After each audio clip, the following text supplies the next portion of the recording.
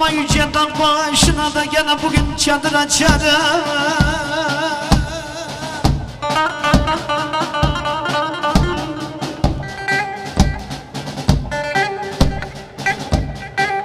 Hele zalim baban seni vermese de yine alır kaçarım. Hele alır kaçarım.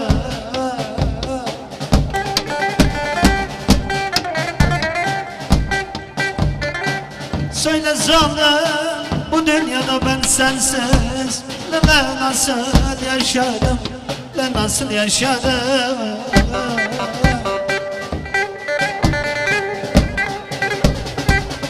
Ama neyle, neyle, neyle, neyle, neyle, neyle. Bunun kurbanı olayım gene bugün.